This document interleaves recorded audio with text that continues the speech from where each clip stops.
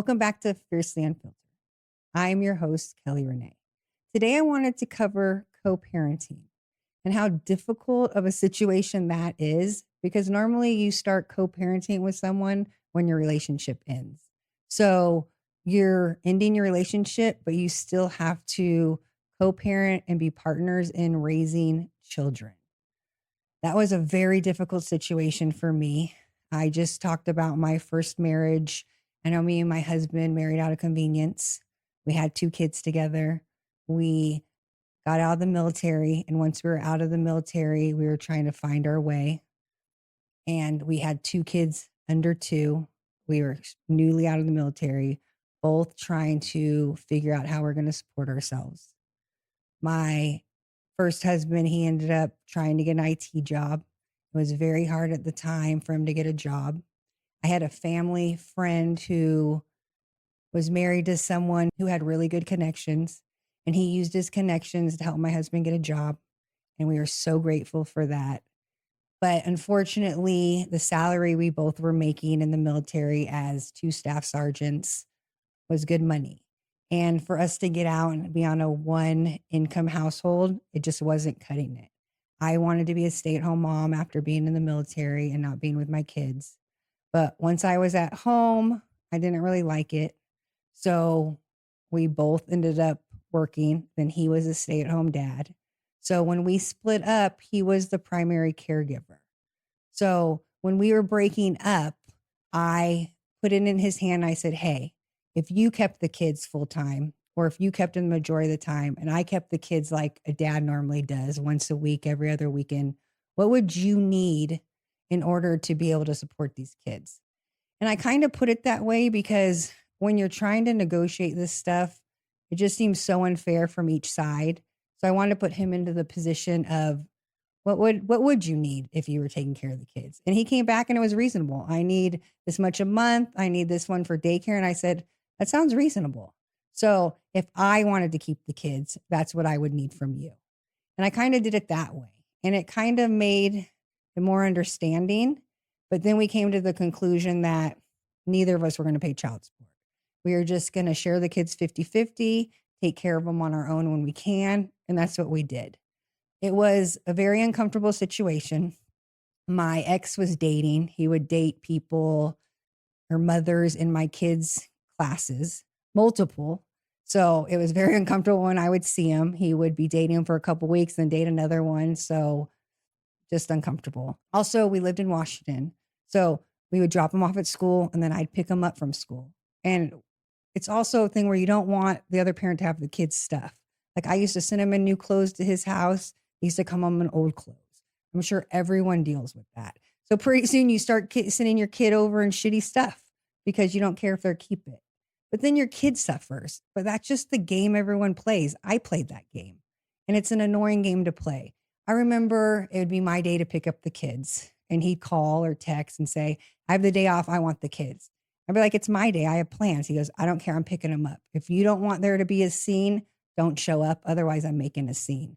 So I wouldn't show up because I didn't want the kids to have to deal with the scene. I didn't want to embarrass my kids more than they needed to be embarrassed already. So I wouldn't show up. And that started to get annoying. Like I remember sometimes daycare would call me. It was his day to pick them up. And daycare is like $5 a minute if you're late. And daycare would call me and be like, no one's picking up the kids. Your kids are still here. I'd be like, what? And so I'd go pick them up. He knew that if he didn't pick them up and they called me, there's no way I was going to let those kids sit at daycare. And sometimes I'd call him like, where are you? He's like, oh, I'm snowboarding. I drove up to go snowboard. I just didn't want to leave. I figured you could get them. He didn't even call me and tell me to get them. He would just let the daycare call me and tell me to get them. Sometimes I'd go drop him off at his house because it was his time to take him. And I'd have to go show a house after. And he just wouldn't be there. And I'd call him like, oh, I had to work late. I'll be there in an hour. And I'd be like, I have stuff going on. And he just didn't give a shit. It's like the other person could give a rat's ass about your life. So it makes it really hard to parent kids together when you're both still, you hate each other. Like you're not even getting any of the positive things from each other in a marriage anymore because you're broken up. So it's the most difficult thing to do is co-parent with someone right after you are separating because you guys hate each other. And what also makes it difficult is when one person goes straight into a relationship. I went straight into a new relationship. And I always say, like, when I got divorced this time, he started dating. And I was like, can we just come up? We work together. So I was like, I just really want a new normal. Can we have a new normal between us before we bring anyone else into the relationship? Because it's really frustrating when you've been with someone for so long and then they just meet someone and now that person's emotions and feelings are important in every conversation. It's just not how I wanted it. But that's kind of how it was with my first marriage breakup. Like, I broke up and I went straight into the marriage with my second husband. We were business partners. We got billboards all over the place that said dynamic duo and associates. My ex lived in the same town. So I'm sure for him, it was annoying. Even though he didn't want to be with me, I'm sure that was annoying. I know now that I'm newly divorced from my second marriage and he went into relationship after relationship. I think he's been single probably a month since we've been broken up, but he's the type of person that needs someone there all the time. So that's how that is. But it is annoying when you're trying to end a relationship with someone and they're more concerned with the new person's feelings than your feelings. It's hard to come to common ground. So anybody who's co-parenting with kids, like, we got to put the kids first. I didn't. We put our feelings and emotions, and the kids, I'm sure, were in the middle of it more than we even know. I remember a couple times my son, my oldest, was growing his hair out and it was down to almost his shoulders. And I didn't like it, but that's what he wanted. And he was, I don't know, 11, 12. I can't remember the age. But then I let his mother, my ex's mother, take the kids for a weekend because their dad wasn't allowed to have them for that weekend. So she got him or something. I can't remember the exact story.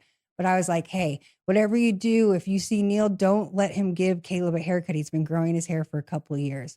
Well, guess what? He showed up, and the only thing he did with him on that weekend was go get his haircut.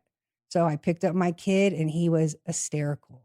All those years of growing his hair out, got it chopped off just because I'm not sure. His dad wanted to show he was in control and he could do what he wanted to do even if he didn't have them all the time. I'm not sure, because I'm not sure why the haircut after you haven't seen your kids in a year is the most important thing to do when that's not what your kid wanted to do. So also for co-parenting, you go through different phases. Like when the kids were little, they had to go with him for the summer, for Christmas, for all that. But once they start getting older, like you guys know, they don't even want to hang out with you. They want nothing to do with you. So to try and make these kids go with their dad for a weekend when they're in middle school, high school, when all they want to do hang out with their friends is another battle in itself. It's like, they don't even want to hang out with me. And now I got to force them to go to your house. So eventually he just stopped coming. I think it was probably 7th grade. It was just too much of a hassle fighting with the kids. It wasn't pleasant. It wasn't pleasant for me trying to make them go. It wasn't pleasant for their dad to spend time with them. So that was a huge situation. I remember when he was coming, he used to come down to baseball games or football games when they were younger. And just everything was just uncomfortable. I remember my ex used to deal with my current husband more than me, and they used to get along. So that worked for me. And me and my ex always got along better when he had a girlfriend. When he had a girlfriend and he could bring his girlfriend with him to pick up the kids, and he had a girlfriend too, we always got along better. I don't know why that is. Maybe people feel more secure when they're in a relationship. I'm not sure. But co-parenting was very difficult.